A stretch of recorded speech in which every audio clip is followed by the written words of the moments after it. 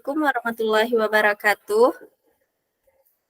Waalaikumsalam warahmatullahi wabarakatuh. Sebelumnya, perkenalkan kami dari kelompok 9. Saya sendiri sebagai moderator. Perkenalkan, nama saya Linda Juliana dengan NIM 23002105 bersama rekan saya Maisarah Fadilah dengan NIM 23002106. Di sini kami akan membahas materi mengenai teori kebenaran ilmu administrasi pendidikan, metode kebenaran ilmu administrasi pendidikan. Materi pertama yang akan disampaikan kepada rekan saya yaitu Maisarah Fadilah yang mengenai teori-teori kebenaran. Pada Maisarah, kami persilakan. Baik, terima kasih kepada moderator. Di sini saya akan menjelaskan tentang definisi teori-teori kebenaran. Yang pertama itu pengertian kebenaran. Kebenaran adalah kesesuaian antara penyataan dengan penyataan lain yang sesuai dengan faktanya. Secara etimologi, kebenaran yaitu suatu hal yang sesuai dengan keadaan yang sesungguhnya. Menurut Loren Bagus, mengatakan kebenaran lawan dari kesalahan atau kepalsuan. Loren Bagus berpendapat kebenaran memiliki kriteria tersendiri. Kriteria kebenaran yaitu suatu tanda yang bisa memungkinkan untuk mengetahui kebenaran. Contohnya koherensi dan kepraktisan. Selain itu, kesepakatan manusia juga termasuk dalam kriteria kebenaran. Selain itu, ada juga pengertian kebenaran menurut para ahli, yaitu yang pertama, menurut Syafruddin M. Top, 2015, kebenaran adalah salah satu aspek penting dalam kehidupan manusia yang memiliki nilai yang utama dan berfungsi sebagai rohani manusia. Yang kedua, menurut Kamus Umum Bahasa Indonesia, kebenaran adalah suatu keadaan yang pasti ataupun keadaan yang sesungguhnya. Misalnya kebenaran itu masih diragukan dan kita harus berani membela kebenaran dan keadilan. Kebenaran dilihat dari sesuatu yang sungguh-sungguh ada, betul-betul hal demikian halnya. Contohnya, kebenaran yang diajarkan agama. Kebenaran juga merupakan suatu kejujuran, kelurusan hati. Contohnya, tidak ada seorang pun sanksi akan kebaikan dan kebenaran hatimu. Yang ketiga, yaitu menurut Abbas Hamami dalam Aqiyad Yusuf, kebenaran dapat digunakan sebagai kata benda yang abstrak dan konkret, di mana subjeknya harus menuturkan kebenaran dalam proporsi yang benar. Proporsi adalah suatu pernyataan atau statement kebenaran ini dihubungkan dengan pengetahuan manusia atau subjek yang mengetahui mengenai objek. Selanjutnya, kebenaran dapat dikelompokkan menjadi 3 makna, yaitu yang pertama, kebenaran logis. Kebenaran logis membahas epistemologi, psikologi, dan logika yang memperlihatkan keterkaitan antara realitas objek dengan suatu pernyataan. Yang kedua, kebenaran moral. Kebenaran moral membahas mengenai keterkaitan antara apa yang dirasakan dengan apa yang dinyatakan. Yang ketiga, kebenaran metafisik. Kebenaran metafisik berkaitan dengan sesuatu yang ada, yang di dalamnya membahas mengenai alam, manusia, dan Tuhan. Dasar dari kebenaran ini berawal dari akal budi yang menyatakan kebenaran tersebut. Dilihat dari sudut pandang potensi subjeknya, kebenaran memiliki beberapa tingkatan. Tingkat-tingkat kebenaran ini bersifat hierarkis dalam arti kebenaran, dan di bawahnya kebenaran yang lain tingkatan kualitasnya. Berikut tingkatan kebenaran yaitu sebagai berikut. Yang pertama, kebenaran indera. Kebenaran indera merupakan kebenaran yang paling utama dan sederhana serta tingkatan yang pertama. Yang kedua, kebenaran ilmiah. Kebenaran ilmiah ini diolah melalui rasio dan didasarkan kepada pengalaman selain indera. Yang ketiga, kebenaran filosofis. Kebenaran filosofis merupakan berpikir secara mendalam mengenai kebenaran dan dapat diselesaikan hingga memiliki suatu nilai kebenaran yang lebih tinggi. Yang keempat, kebenaran religius. Kebenaran religius merupakan kebenaran yang berasal ataupun bersumber dari Tuhan dan didasarkan dengan iman dan kepercayaan. Selanjutnya yaitu jenis-jenis teori kebenaran. Teori-teori tentang kebenaran telah dimulai sejak Plato yang telah diteruskan Aristoteles Beberapa sudut pandang menghasilkan berbagai jenis teori kebenaran dalam filsafat. Terdapat 4 jenis teori kebenaran, yaitu yang pertama, teori korespondensi. Teori korespondensi merupakan teori tertua berdasarkan teori kebenaran Aristoteles, yang menyatakan segala sesuatu ditegakkan pada kenyataan yang diketahui oleh subjek. Mintareja berpendapat bahwa teori korespondensi dianggap benar jika sesuai dengan realita yang ada di dunia sesuai dengan proporsi. Kebenaran dapat dibuktikan dengan suatu pengalaman dan pengamatan terhadap dunia nyata. Sedangkan menurut Pak Lida Mustafa, mengatakan suatu proporsi dianggap benar jika kebenaran sesuai dengan kenyataan yang ada. Apabila pengetahuan terbukti benar dengan pengamatan atau eksperimen, maka hal itu dijadikan sebagai suatu bukti kebenaran umum sehingga tidak perlu dibuktikan lagi kebenarannya. Yang kedua yaitu teori koherensi. Dalam persepsi koherensi, pernyataan dianggap benar jika tidak bertentangan dengan pernyataan sebelumnya yang telah terbukti kebenarannya. Teori koherensi mengisyaratkan adanya konsistensi antara pernyataan dengan suatu bukti. Teori koherensi tertentu berbeda dengan teori korespondensi dalam hal dasar pembuktian kebenaran. Teori korespondensi, kebenaran pernyataan tergantung hubungan terhadap fakta yang ada, sedangkan teori koherensi, kebenaran pernyataan tergantung konsistensi yang ada sebelumnya. Yang keempat, teori pragmatis. Teori pragmatis mempunyai dasar kebenaran yang berbeda dengan teori yang telah dijelaskan di atas tadi. Teori korespondensi dan teori koherensi meletakkan dasar kebenaran pada fakta yang objektif dan konsistensi yang logis. Sementara pada teori pragmatisme, kebenaran pernyataan berada pada manfaat praktisnya dan memecahkan masalah dalam kehidupan. Teori pragmatis muncul terhadap pandangan kaum positivis yang mengatakan pernyataan metafisik tidak mempunyai makna sebab tidak didasarkan terhadap fakta empiris. Selanjutnya yaitu teori performatif. Teori performatif yaitu hasil dari suatu konsep yang membedakan antara ujaran konstati dan ujaran performatif. Seorang tokoh filsafat analitik bahasa dari Inggris, Austin, berpendapat pengujian terhadap suatu kebenaran berbasis pada fakta yang terdapat pada teori korespondensi. Teori performatif yaitu suatu pernyataan dianggap real atau benar apabila ia yang menciptakan kenyataan. Kebenaran performatif bergantung terhadap otoritas penutur, yang didefinisikan sebagai kewenangan dan keahlian. Yang keenam yaitu teori konsensus. Thomas Kuhn, seorang ahli sejarah ilmu pengetahuan, menggagaskan teori kebenaran konsensus yang mengatakan ilmu pengetahuan berkembang melalui beberapa tahapan, yaitu yang pertama, ilmu pengetahuan sebagai normal sains yang diterima oleh masyarakat berdasarkan terhadap pernyataan kebenaran. Dalam perkembangan ilmu pengetahuan ditandai dengan pergeseran paradigma lama dengan paradigma baru. Yang kedua yaitu berdasarkan persepsi. Berdasarkan persepsi Thomas Kuhn ini, teori ini dianggap benar jika mendapat kesepakatan terhadap teori kebenaran ini. Inilah yang disebut dengan teori konsensus. Yang ketiga, selanjutnya, teori konsensus ini dikembangkan oleh Jürgen Habermas dengan konsep pemikirannya. Habermas mengemukakan kebenaran pada pernyataan ditentukan dengan ada tidaknya kesepakatan. Yang keenam yaitu teori kebenaran sintaksis. Teori kebenaran sintaksis merupakan mengikuti aturan yang baku jika pernyataan tersebut benar. Misalkan jika tidak mengikuti syarat atau keluar dari suatu hal yang tidak diinginkan, maka hal itu tidak memiliki arti. Yang ketujuh, teori kebenaran semantis. Teori kebenaran semantis adalah kebenaran yang dinilai dari segi makna dan arti. Apakah pangkal tumpunya mempunyai referensi yang jelas. Baiklah, itu saja yang bisa saya sampaikan. Saya kembalikan kepada moderator. Baiklah, terima kasih kepada Maisara Fadilah. Materi selanjutnya yaitu teori kebenaran administrasi pendidikan yang akan saya jelaskan sendiri.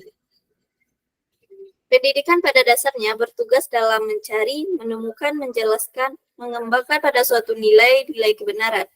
Seseorang yang suka dalam mencari kebenaran, maka ia akan melakukan atau bertindak sesuai dengan kebenaran tersebut. Kebenaran adalah salah satu nilai yang terdapat pada kehidupan manusia.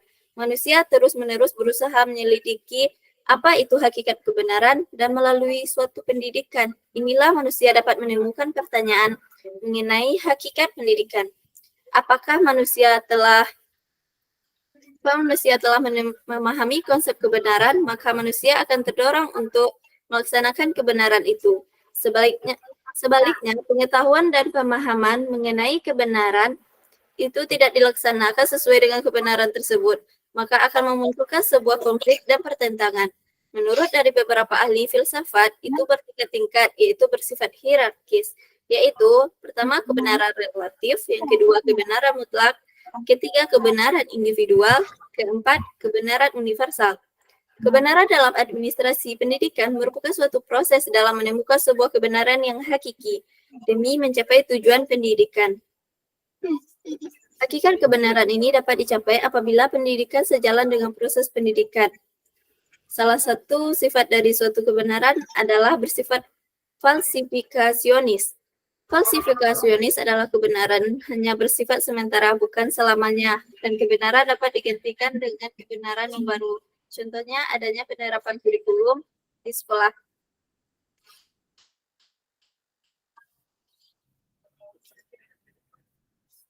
Maaf untuk belum dilanjutkan ke Nazan. Jeda dulu ya.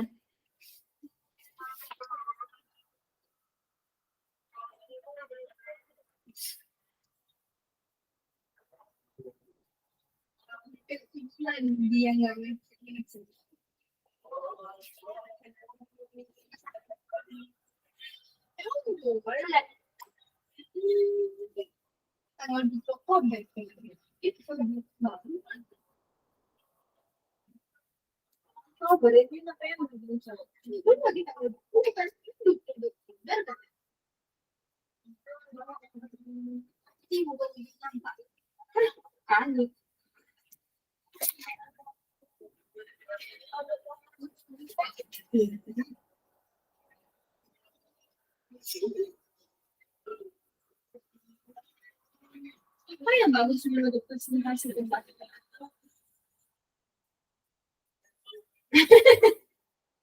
Nggak selera kan?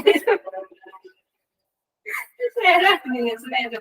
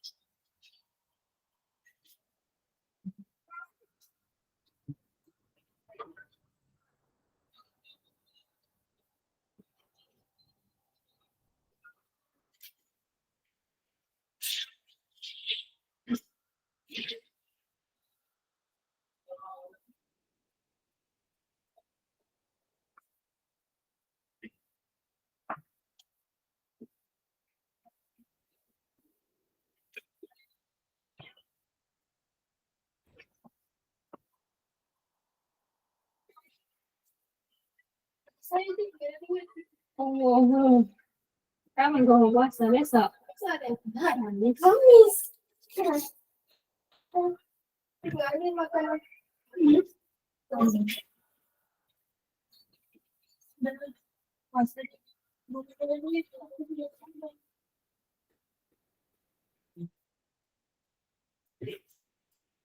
Kamu juga berapa? Udah beli kita di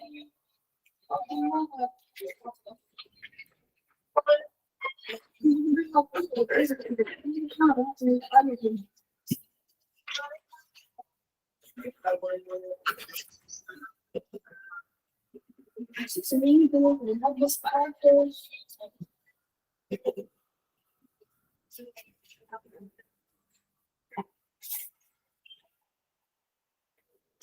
Ini cinta ya sama aku. Ini cinta sama aku ya. Ya, pwede kan deh. Jadi kalau itu orang stres.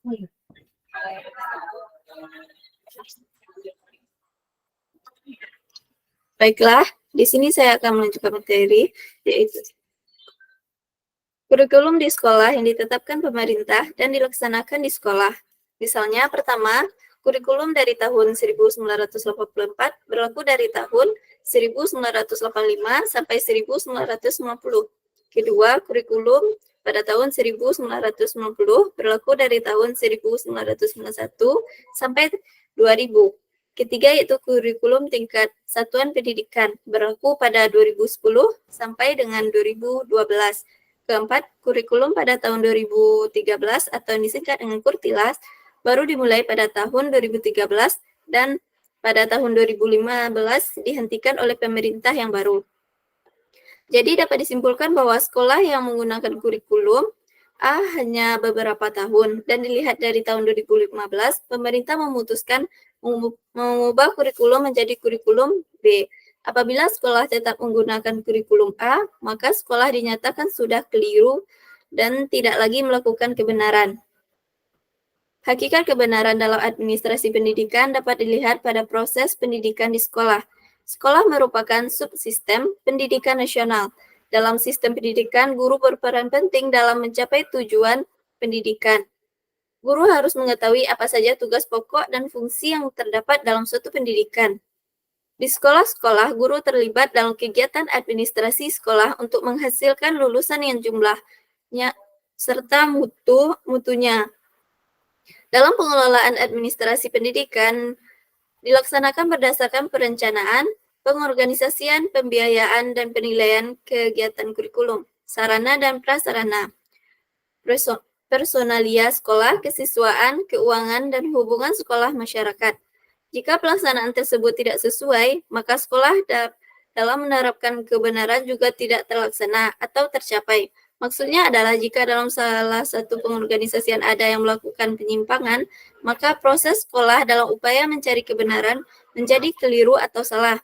Menurut Makmur 2012, ruang lingkup kebenaran ilmu administrasi pendidikan adalah pertama, kebenaran asal mula. Asal mula kebenaran adalah dari pengetahuan dan dapat diintegrasikan melalui pemikiran manusia. Jika awal mulanya salah, maka itulah kebenaran dalam kesalahan. Dan jika asal mulanya itu benar, maka itulah kebenaran. Pada ilmu pengetahuan, khususnya di bidang administrasi, tidak mengenal kesalahan, tetapi yang dikenal hanya kebenaran. Yang kedua, kebenaran mengungkap.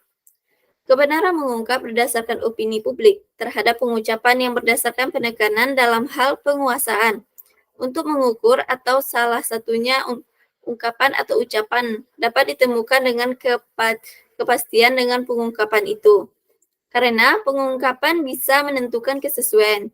Jika kepastian tersebut tidak sesuai dengan ungkapan, maka berarti kesalahan. Pada pengungkapan dan pengucapan materi administrasi dilakukan berdasarkan kekuatan penekanan yang datang dari kekuatan penguasa. Hanya orang yang berpengalaman yang mampu menentang secara terang-terangan. Hal ini menyebabkan krisis nalar dalam pengembangan ilmu dan teknologi administrasi. Kebenaran memandang. Kebenaran memandang adalah melihat atau berpikir untuk masa yang akan datang, dengan realita yang akan datang. Melalui pandangan ilmiah, administrasi mampu meningkatkan kebaikan dan kebenaran dan menghapus semua kejahatan dan kesengsaraan. Memandang ke depan adalah berpikir untuk menyesuaikan pikiran yang akan datang dengan realita yang akan datang. Hal ini cara memandang seorang ilmuwan pada umumnya terlebih pada ilmuwan administrasi. Yang keempat itu kebenaran bentuk. Kebenaran bentuk ini harus disesuaikan dengan pembentukan secara rasional dan secara empiris. Cara kerja atau metode ini lebih bersifat keilmuan atau pengalaman. Bentuk dari pengalaman ilmiah itu terbentuk dari pengalaman objektif. Adanya rasa ingin tak mengetahui dalam bidang ilmu pengetahuan. Itulah yang dimaksud dengan kebenaran. Bentuk suatu ilmu pengetahuan, termasuk di dalamnya ilmu pengetahuan administrasi. Yang kelima yaitu kebenaran isi. Kebenaran isi diutamakan pada ilmu dan teknologi administrasi yang dikuasai oleh ilmuwan dalam menentukan corak atau warna yang dapat dituangkan dalam bentuk tulisan. Tulisan yang disusun menggunakan metode tertentu, baik deduksi maupun induksi, maupun pembuktian kebenaran bangunan tulisan secara silogisme. Keenam yaitu kebenaran konsep. Kebenaran konsep ilmu dan teknologi administrasi pada dunia profesional dengan dunia keilmuan berbeda. Kebenaran konsep pada dunia profesional yang didasarkan kepada suatu ide atau gagasan yang dapat dituangkan ke dalam tulisan. Dan di dunia keilmuan dapat membentuk suatu wawasan pemikiran mendalam mengenai konsep kebenaran tersebut. Contohnya manusia, manajemen, administrasi memiliki makna yang berbeda. Yang ketujuh yaitu kebenaran teori. Ilmu dan administrasi bersumber dari teori dan kemudian ilmu dan teknologi administrasi melahirkan teori. Sedangkan teori lahir dan bersumber dari konsep, kemudian teori melahirkan konsep dan seterusnya. Materi selanjutnya yaitu metode dalam mencari kebenaran AP. Metode adalah langkah atau tahapan dalam melakukan suatu demi tercapainya tujuan tertentu. Pada umumnya, metode sering digunakan dalam mencari kebenaran administrasi pendidikan dengan menggunakan metode penelitian. Penelitian ilmiah adalah usaha mencari kebenaran ilmiah itu sendiri dengan menggunakan berbagai pendekatan yang rasional. Mencari kebenaran di bidang administrasi dapat dilihat dari sudut pandang, yaitu yang pertama mencari kebenaran berdasarkan dengan hakikat ilmu dan teknologi administrasi. Kedua, mencari kebenaran dari sudut pandang profesi administrasi. Dari sudut ilmu dan teknologi administrasi berawal saat proses pemikiran yang rasional dan disamakan dari pengalaman yang ditemukan oleh manusia, sampai juga dengan pembuktian dengan melalui pengujian. Sedangkan mencari kebenaran profesional administrasi dimulai proses pelaksanaan kegiatan sampai kepada keberhasilannya. Secara umum, tujuan penelitian ilmu dan teknologi terdiri dari 5 macam, yaitu yang pertama, bertujuan untuk meningkatkan atau lebih mengembangkan teori-teori dalam ilmu dan teknologi administrasi. Kedua, bertujuan untuk menemukan teori yang baru, baik itu dalam teori ilmu maupun teknologi administrasi. Yang ketiga, yaitu bertujuan untuk membuktikan kebenaran yang terdapat dalam teori teknologi administrasi dan teori dalam ilmu. Keempat, bertujuan mengembangkan ilmu yang diperoleh dari pengetahuan dan fakta yang baru. Yang kelima, bertujuan memperoleh permasalahan baru yang nantinya dapat diselesaikan dengan penelitian. Usaha yang dilakukan untuk mengembangkan dan meningkatkan profesional, khususnya di bidang administrasi, dapat dikemas dalam berbagai kebijakan. Salah satu kebijakan adalah membangun dunia pendidikan, khususnya di bidang administrasi pendidikan, yang tujuannya mampu menghasilkan tenaga-tenaga yang terampil yang dapat membantu kegiatan profesional administrasi. Jadi dapat disimpulkan bahwa kebenaran adalah kesesuaian antara pernyataan dengan pernyataan lain sesuai dengan faktanya. Dalam kebenaran ini terdapat beberapa teori kebenaran seperti teori korespondensi, teori koherensi, teori pragmatis, teori performatif, teori konsensus. Kebenaran dalam administrasi pendidikan merupakan suatu proses dalam menemukan sebuah kebenaran yang hakiki demi mencapai tujuan pendidikan. Ruang lingkup kebenaran ilmu administrasi pendidikan antara lain kebenaran asal mula, kebenaran mengungkap, kebenaran memandang, kebenaran bentuk, kebenaran isi, kebenaran konsep, kebenaran teori, dan ilmu administrasi. Ilmu dan administrasi. Baiklah. Sekian penjelasan materi dari kelompok 9. Kami tutup. Assalamualaikum warahmatullahi wabarakatuh. Waalaikumsalam warahmatullahi wabarakatuh. Kamu udah ngaji. Ya Allah. Tadi saya dinaik